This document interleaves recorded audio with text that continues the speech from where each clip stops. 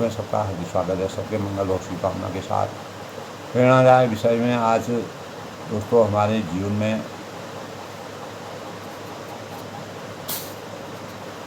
मानव जीवन में विचार प्रबंध और मौन का महत्व, धरती के सानिध्य के साथ हम कैसे अपने विचारों का प्रबंध करते हैं और अपने मौन से हमारे जीवन में कैसे हम धरती में अपने आप को विराजमान रखते हैं, जिसके लिए हमें सकारात्मक बनना निहायत ज़रूरी है। तो धरती के सानिध्य के बारे में अगर हम मंथन करते हैं तो पृथ्वी मात्र दोस्तों सूर्य के चारों ओर मंडराना औसत यह नहीं है, तो बल्कि सभी जीवों को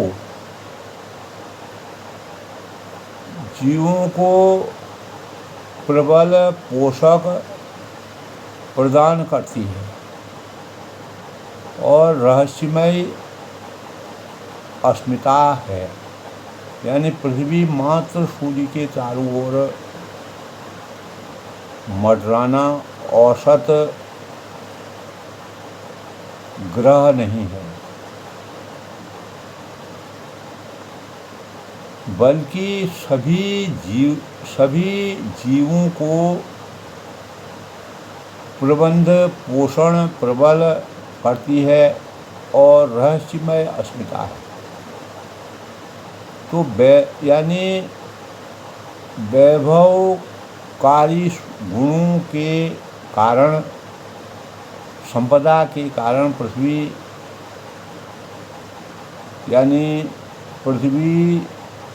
जानने समझाने की नहीं है, बल्कि आराध्य अस्मिता भी है। तो सभी पंथों की पूजा और अर्चनाओं तथा अन्य शुभ कार्यों में देवी रूप में पृथ्वी का आह्वान किया जाता है और ग्रह प्रवेश से लेकर वैज्ञानिक प्रयोगशालाओं के निर्माण का कार्य भूमि पूजन बिना संपन्न नहीं माना जाता है। तो हमें दोस्तों पृथ्वी का, धरती माँ के अथाह प्रजननकारी और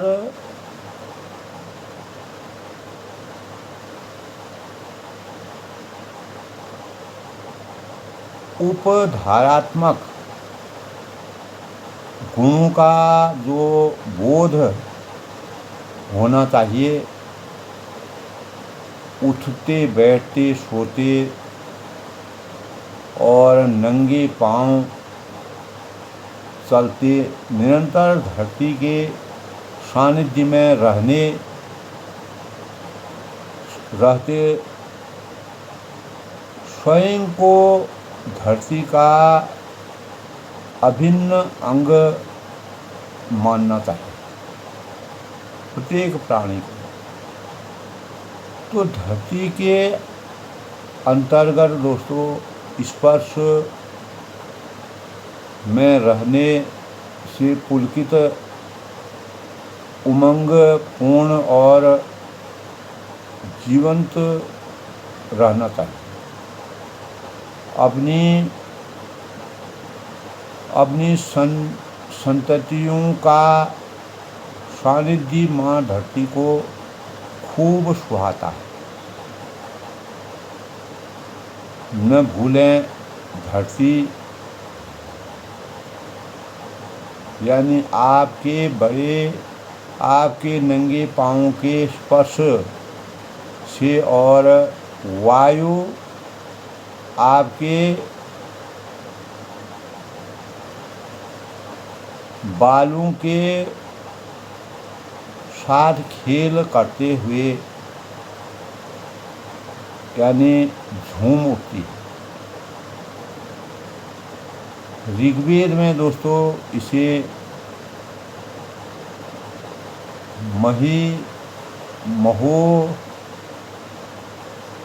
मही माता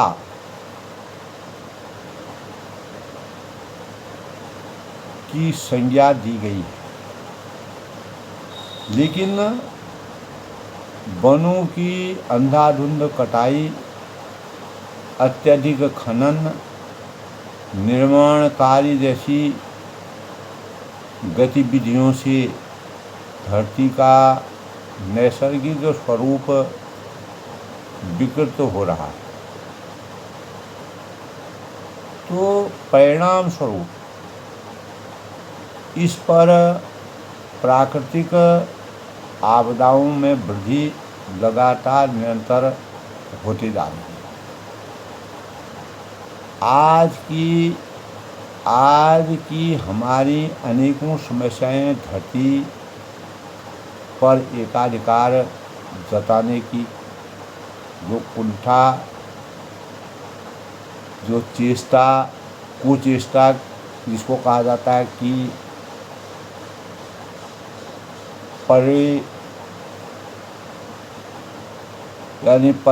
परिणति है, तो पृथ्वी पर दोस्तों एकाधिकार की चेष्टा यानी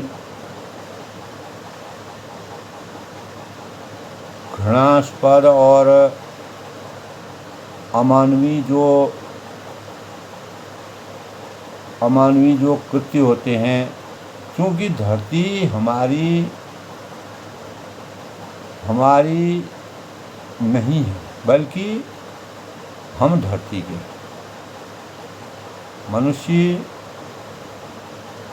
मनुष्य सहित पृथ्वी के सभी जीवों और जो वनस्पतियों ने अद्भुत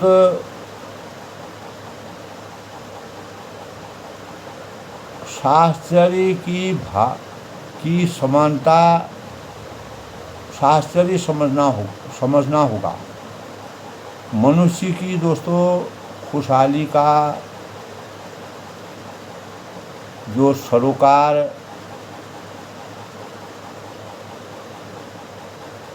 यानी पेड़ों की समुचित सुरक्षा करना, रखवाली करना धरती के संरक्षण की सबसे बड़ी पराकाष्ठा है।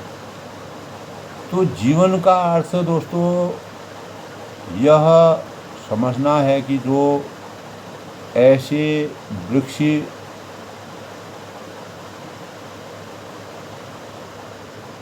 वृक्ष होते हैं जिनकी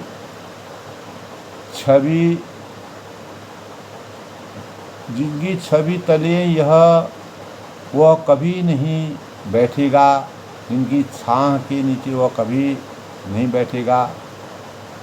वास्तव में दोस्तों हम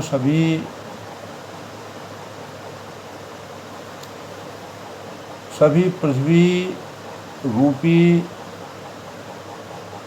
जो वायुयान में कुछ समय के लिए सवार हुए हैं, और यानी भावी पीढ़ियों के लिए, आने वाली पीढ़ियों के लिए धरती की बेहतर दशा में छोड़कर जाना हमारा परम कर्तव्य बनता है। तो इसी कर्तव्य की दृष्टि को ध्यान में रखते हुए, इसी कर्तव्य की पूर्ति से ही हमारा जीवन सार्थक सिद्ध होगा, और धरती के सानिध्य में रह करके हमें अपने यानी धरती के स्वरूप को किस प्रकार से हमेशा के लिए चिरस्थायी बनाना चाहिए, उससे छेड़छाड़ करना पृथ्वी मात्र सूर्य के चारों ओर मंडराना औसत यह नहीं है। बल्कि सभी जीवों को प्रसन्न सभी जीवों के प्रशय भोजन पोषण प्रदान करना धरती की रहस्यमय अस्मिता है। तो इसी के परिणामस्वरूप दोस्तों इसके लिए हमें किस प्रकार का विचार प्रबंध करना चाहिए। हम इस दौर में अशांति और अनियंत्रित विचारों का प्रभाव सामान्य हो गया है। तो हमारा मत बार बार दोस्तों यानी अस्थिर हो जाता है और इस अस्थिरता का सबसे बड़ा कारण हमारे विचारों की अनियंत्रितता है। तो इन विचारों को शांत करने और मन को स्थिर करने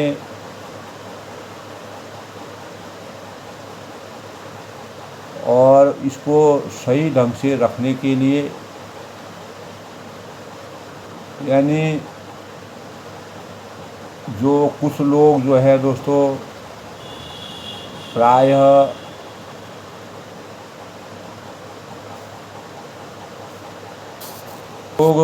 अपने को अपने यानी कुछ लोग प्रायः दोस्तों अपने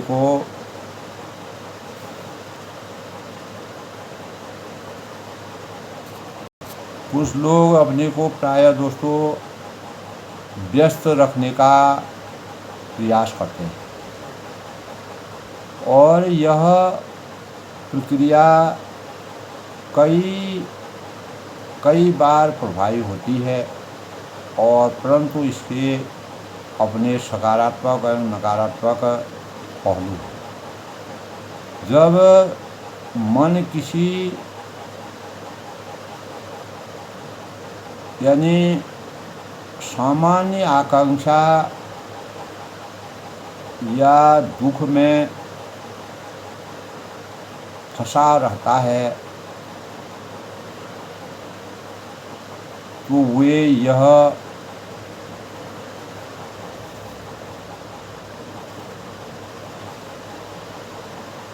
तो इस स्थिति में केवल मानसिक तनाव को बढ़ावा देना है तो बल्कि व्यक्ति की रचनात्मक जो और निर्माण होने की जो क्षमता पर भी नकारात्मक प्रभाव बनाती है। तो ऐसे व्यक्ति स्वयं व्यस्त रखते हुए अपने विचारों को नियंत्रित करने की कोशिश करता है। तो कहने का तात्पर्य है कि महात्मा गांधी ने कहा है कि दोस्तों एक जगह कि आपके विचार ही आपके शब्द बनते हैं, यानी हमारे आपके शब्द हमारे आपके कार्य बनते हैं और वही हमारे कर्म बनते हैं। इसीलिए अपने विचारों को शुद्ध और शांत रखें। तो स्वयं को किसी उपक्रम में व्यस्त रखना चाहिए। किसी उपक्रम में व्यस्त रखना सीमित रूप में कारगर उपाय हो सकता है। यह हमें हमारे सकारात्मक विचारों से दूर ले जाता है और हमारे समय और ऊर्जा का सकारात्मक जो गतिविधियों में लगाता है। हालांकि अत्यधिक व्यस्तता की स्थिति से बचना भी आवश्यक है, क्योंकि यदि हम केवल काम में डूबे रहकर अपनी भावनाओं को अनदेखा करते हैं तो यह समस्या की स्थायी रूप से किसी भी समस्या का स्थायी रूप से हल नहीं है। तो वस्तुतः दोस्तों, विचारों का सामना करना और उनके पीछे के कारणों को समझना भी उतना ही आवश्यक है। अत्यधिक विचारों से बचने के लिए स्वयं को व्यस्त रखना, अपने आप को व्यस्त रखना तथा व्यावहारिक उपाय है। परंतु यह तभी प्रभावी होता है जब इसे संतुलित रूप से अपनाया जाए। तो जो व्यक्ति दोस्तों अपने विचारों को नियंत्रित कर लेता है, वह जीवन के हर क्षेत्र में विजय प्राप्त करता है। मन ही दोस्तों सब कुछ है, और जैसा हम सोचते हैं, विचारते हैं, मंथन करते हैं, जिस प्रकार की हमारी संवेदनाएं होती हैं, अगर हम यानी धरती के सानिध्य को अच्छी प्रकार समझेंगे, अपने को विचार प्रबंध के अनुसार बांधेंगे, तो धरती के स्वरूप को हम किसी प्रकार से भी बिगाड़ने से बचाने के प्रयास करेंगे। इसके लिए हमें सबसे नितांत आवश्यक कि नकारात्मकता से हमको बचना पड़ेगा।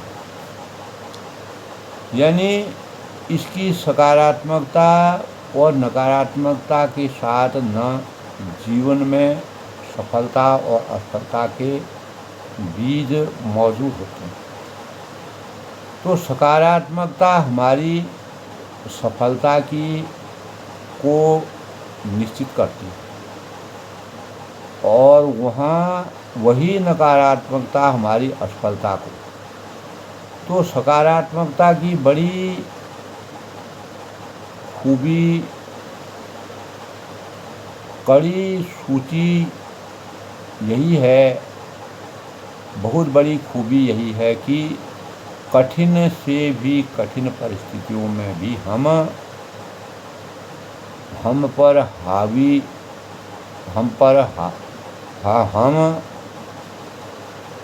हावी नहीं हो पाती। कोई भी गलत चीज़ हमारे जीवन में हावी न हो। तो अगर किसी अर्थ में असफलता मिल भी जाए तो सकारात्मक व्यक्ति के लिए यह असफलता उसे और अधिक साहस तथा शक्ति प्रदान करता है। केवल नियमित और नियंत्रित विचलितता से बचना है। सकारात्मक व्यक्ति चुनौतियों तथा संघर्षों से भयभीत हो जाता है। किसी व्यक्ति के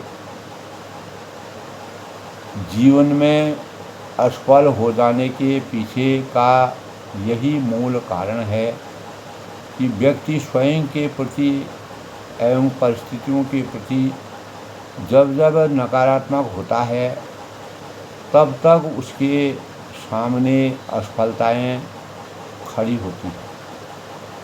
तो सफलता का मार्ग इसके विपरीत होता है।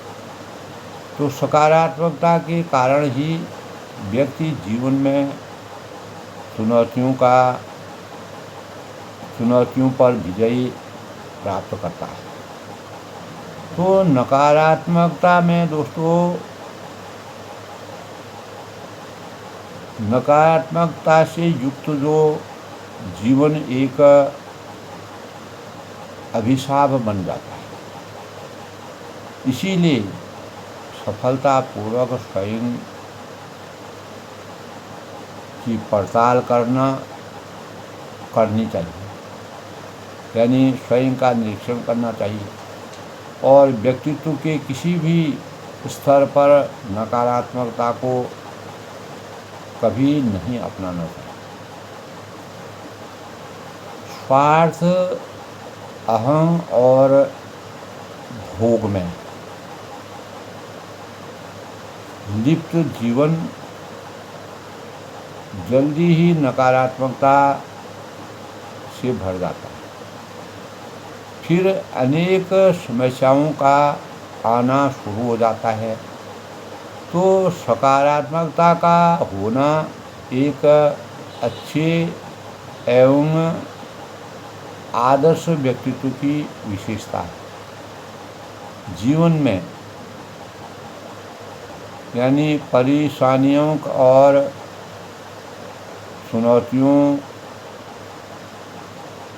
चुनौतियाँ उतार चढ़ाव के रूप में आती रहती हैं और बस सकारात्मक बने रहने से यह होता है कि किसी भी व्यक्ति के भीतर की जो क्षमताएं हैं वह निखर कर सामने आ जाती हैं। इससे दोस्तों हमारे अंदर की ऊर्जा बढ़ती है, हमारा मनोबल बढ़ता है, हमारी अपेक्षाएं बढ़ती हैं, हमारे अंदर शुभता के भावों का संचार होता है। यह हमारे भीतर स्फूर्ति एवं ताजगी का एहसास बनाने लगती है। फिर हमारा मनोबल एवं संकल्प बल बढ़ने लगता है। तो इससे दोस्तों विजय सुनिश्चित होती है। अतः व्यक्ति को चाहिए कि नकारात्मकता से दूर होकर सकारात्मकता की ओर कदम बढ़ाना, भावी पीढ़ी के जीवन को सुचारू और अच्छे मार्ग की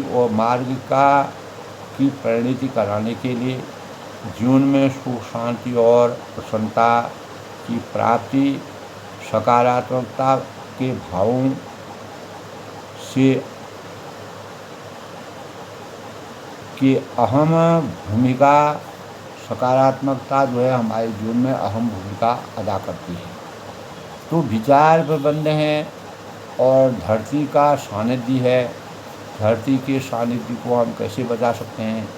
हमारी सोच सकारात्मक हो, हमारा विचारों का प्रबंध सही हो और हम धरती के सानिध्य को सही स्वरूप देने के लिए आगे के जीवन को इसी प्रकार मानव जीवन में धरती में जब हमारा सभी चीज़ इस धरती से हमारा पूरा स्वरूप इस धरती में छुपा हुआ है।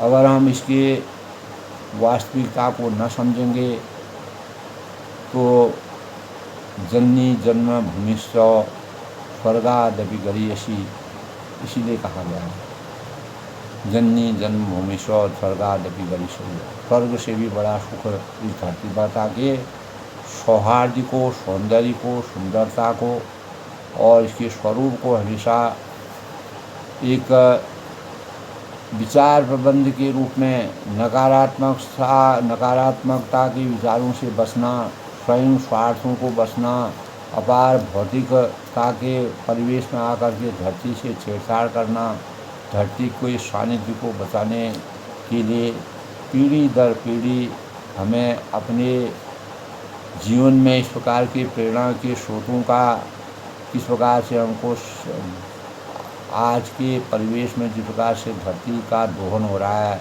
उससे बचने के लिए धरती के सानिध्य में हमको कितना जो शीतलता हमको पेड़ की छाया में प्राप्त होती है, जो शीतलता हमकी धरती के गोद में प्राप्त होती है, जो चीज़ें हमको धरती के सानिध्य से प्राप्त होती है, वह हमें प्राकृतिक चीज़ों यानी जो बनावटी चीज़ें होती हैं, जो हम खोज करके एक से दूसरे में मिला करके बनते हैं, वह जो असली स्वरूप होता है धरती का, उसी से हमको वास्तविक सुख की प्राप्ति, वास्तविक आनंद की प्राप्ति होती है। तो प्रकृति की स्वच्छंदता को बनाए रखने के लिए मानव जीवन एक बहुत बड़ा स्वरूप है। मानव ही एक ऐसा है जो प्रकृति के स्वरूप के सानिध्य को, धरती के सानिध्य को उजागर बना सकता है। और जब तक सृष्टि है तब तक धरती के सानिध्य को बनाने के लिए जो हमारे लिए एक सबसे बड़ा उपहार है, इसी धरती में हमारे जीवन के रक्षा करने के लिए, हमारे जीवन के यानी सभी चीज़ें इसी में उपलब्ध है। जीवन निर्वहन की सबसे बड़ी इकाई धरती है, जिसके स्वरूप से ही हमें सब कुछ प्राप्त हो। तो इसके सानिध्य से हमको बचने के लिए, इसके सानिध्य को हमेशा के लिए, इसके स्वरूप को बचाने के लिए सकारात्मक सोच, विचार, प्रबंधों का किस प्रकार से गठजोड़ करना चाहिए। प्रेरणा के स्रोतों से, जल से, सूर्य से, चंद्रमा से, धरती से और अनेक लेखों से जो धरती के यानी अनेक प्रकृति से संबंधित फल, फूल, वृक्ष, नदी, नाले, पेड़, पौधे, जीव, प्राणी, इनसे हमको अनेकों प्रेरणाएं प्राप्त होती हैं। तो इन प्रेरणाओं को संजोकर रखने के लिए हमको सबसे पहले धरती के सानिध्य को मजबूती प्रदान करनी है, तभी हमारा जीवन स्वरूप बचेगा, हमारा अस्तित्व हमेशा के लिए सही रहेगा और आने वाली पीढ़ी के लिए यह एक वरदान के समान होगा। और हम जैसा बोएंगे वही फसल हमारे आने वाली पीढ़ी काटेगी। तो सबके मंगल भविष्य की कामना के साथ अपनी वाणी को विराम देता हूँ। आज के प्रेरणादायक विचार में आनंद लेखन ब्लॉग में सबका हार्दिक स्वागत है। सबके मंगल भविष्य की कामना के साथ अपनी वाणी को विराम देता हूँ।